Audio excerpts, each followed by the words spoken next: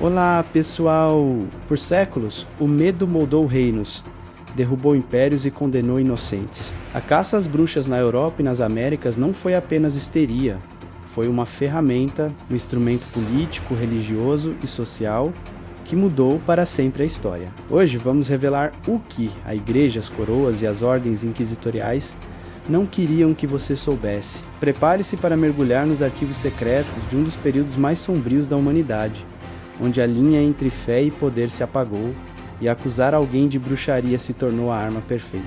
Vamos desvendar como a paranoia foi construída, manipulada e usada para eliminar inimigos, consolidar poder e controlar populações inteiras. Esta não é só uma história de superstição, é uma história de estratégia, controle e terror. Para entender como uma simples acusação podia levar alguém à fogueira, precisamos voltar no tempo, para uma Europa entre os séculos 13 e 16. A sociedade vivia uma tensão constante. De um lado, a Igreja Católica tentava unificar a fé e erradicar as antigas tradições pagãs que ainda resistiam, especialmente nas zonas rurais. As pessoas celebravam colheitas, usavam ervas medicinais e reverenciavam a natureza de formas que a Igreja via com desconfiança. Esse choque cultural foi o solo fértil para o medo. A ideia de um pacto com o diabo, antes uma teoria teológica complexa, começou a ser popularizada. Pregadores viajavam de vilarejo em vilarejo, descrevendo com detalhes terríveis como mulheres e homens se entregavam a Satanás em troca de poder. A figura da bruxa não era mais a da curandeira da aldeia. Ela se tornou uma agente do mal, uma inimiga de Deus e da ordem social. A igreja, percebendo o poder dessa narrativa, começou a emitir decretos e a incentivar sermões que associavam qualquer prática não cristã à heresia e ao satanismo. O medo do oculto não era mais apenas uma superstição popular. Agora tinha a chancela da instituição mais poderosa da época, e se o medo já estava no ar, faltava uma instituição para transformá-lo em um sistema de perseguição. E ela veio a Inquisição. Embora tenha surgido na Idade Média para combater heresias, como o catarismo, ela se adaptou perfeitamente à caça às bruxas. A lógica era simples e aterrorizante. Uma denúncia, muitas vezes anônima, era o suficiente para iniciar uma investigação. A pessoa acusada era presa e interrogada, mas o objetivo não era descobrir a verdade, era obter uma confissão.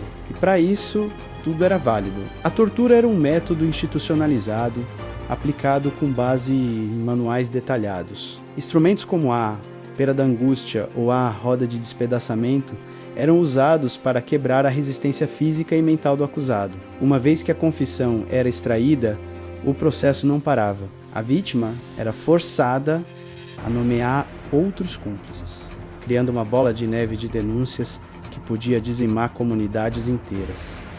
Ninguém estava seguro. Curandeiras que usavam conhecimentos antigos de botânica eram alvos fáceis. Mulheres independentes, viúvas que herdavam propriedades, eram vistas com suspeita. Desafetos políticos, concorrentes de negócios, qualquer um podia ser denunciado. A acusação de bruxaria se tornou a arma perfeita para resolver disputas pessoais e eliminar indesejáveis. Para que essa máquina de terror funcionasse em larga escala, ela precisava de um manual guia prático que ensinasse qualquer juiz, padre ou nobre a identificar, processar e condenar uma bruxa. E esse livro existiu, seu nome era Malleus Maleficarum, ou O Martelo das Bruxas. Publicado em 1487 por dois inquisidores alemães, Heinz Kramer e James Sprenger, este livro se tornou um dos mais infames da história. Ele não era apenas um tratado teológico, era um guia legal e processual. O Malleus detalhava, com uma precisão assustadora, como as bruxas faziam pactos com o diabo, como voavam em vassouras, como causavam tempestades e doenças. Mais do que isso, ele era profundamente misógino. O texto argumentava que as mulheres eram por natureza mais suscetíveis à tentação do demônio, sendo mais carnais, impressionáveis e vingativas. O livro se tornou um best-seller da época, espalhando-se por toda a Europa graças à recém-inventada prensa de Gutenberg. Ele deu uma aparência de legalidade e legitimidade teológica a uma perseguição que até então era desorganizada. Com o Malleus Maleficarum em mãos, qualquer juiz local se sentia autorizado a conduzir julgamentos cruéis, usando os métodos de tortura e as perguntas capciosas sugeridas no livro. O manual do caos estava pronto, e a Europa estava prestes a mergulhar em um de seus períodos mais sangrentos. Com a base teológica e um manual prático, a paranoia explodiu. O que antes eram casos isolados se transformou em histeria coletiva, que varreu vilarejos, cidades e reinos inteiros. A Alemanha, a Suíça e a França foram os epicentros dessa loucura. Uma tempestade de granizo que destruía uma colheita, obra de bruxas, uma doença que se espalhava pelo gado, um feitiço, a morte súbita de uma criança, certamente uma maldição. As acusações se baseavam em absurdos, mas o medo era tão intenso que a lógica não tinha mais espaço. Em algumas regiões alemãs, fogueiras ardiam quase que continuamente. Aldeias inteiras eram dizimadas. Na cidade de Würzburg, centenas de pessoas, incluindo crianças e membros da nobreza, foram executadas em poucos anos. A lógica do caos era perversa. Quanto mais pessoas eram queimadas, mais provas existiam de que a ameaça das bruxas era real, o que gerava ainda mais medo e mais acusações. As pessoas viviam em um estado de terror constante, onde qualquer vizinho poderia ser um acusador ou um demônio disfarçado. Essa histeria não era apenas social, era também econômica. Os bens dos condenados eram frequentemente confiscados, enriquecendo a igreja, os nobres locais e os próprios caçadores de bruxas. O medo se tornou um negócio lucrativo. Essa paranoia não ficou restrita à Europa. Ela atravessou o Atlântico com os colonos puritanos, encontrando um terreno fértil no Novo Mundo. Em 1692, na pequena aldeia de Salem, em Massachusetts, o que começou com um comportamento estranho de algumas jovens se transformou no episódio de caça às bruxas mais famoso da história. O contexto era de extrema tensão. Os puritanos viviam sob um código moral rígido, temiam os conflitos com as populações indígenas e enfrentavam dificuldades econômicas.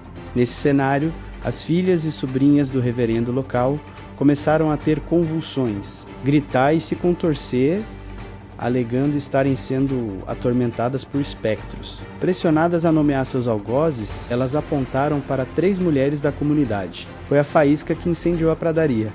O pânico se instalou. Um tribunal especial foi criado e os testemunhos espectrais, onde as vítimas afirmavam ver o espírito do acusado as atacando, foram aceitos como prova.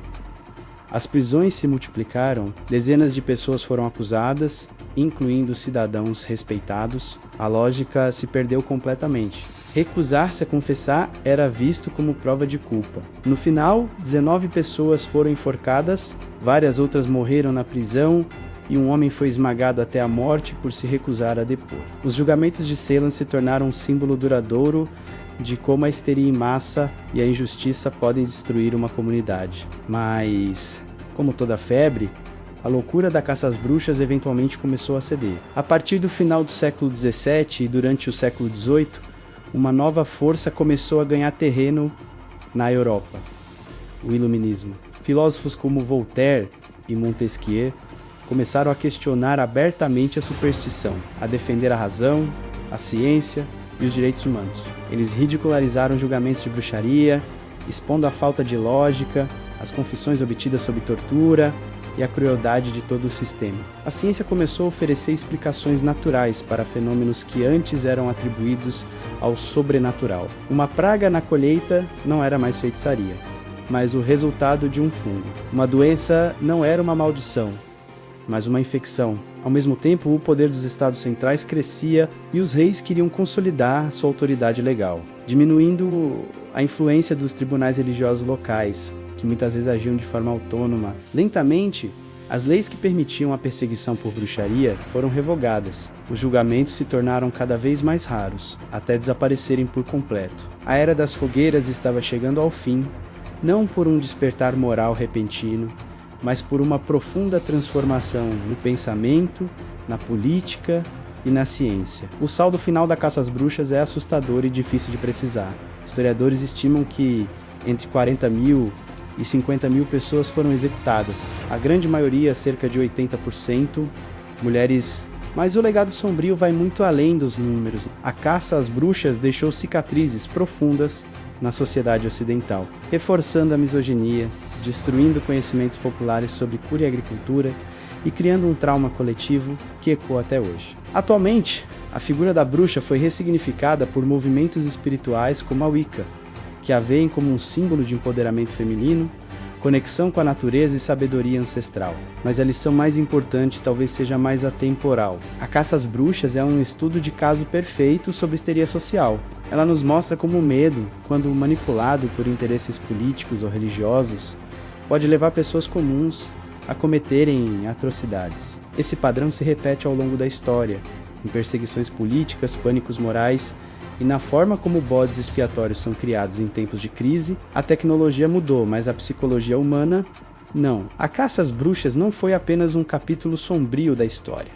Menos, ela é um aviso, um alerta sobre o que acontece quando medo, poder e ignorância se unem. A história nos ensina que a busca por bodes expiatórios em tempos de incerteza é um perigo constante e que a justiça e a razão precisam ser defendidas vigorosamente para que a escuridão não retorne. Que nunca mais repitamos esse erro. Obrigado por assistir. Se você gostou deste vídeo e quer continuar explorando os segredos da história, não se esqueça de curtir, compartilhar e se inscrever no canal. Até a próxima!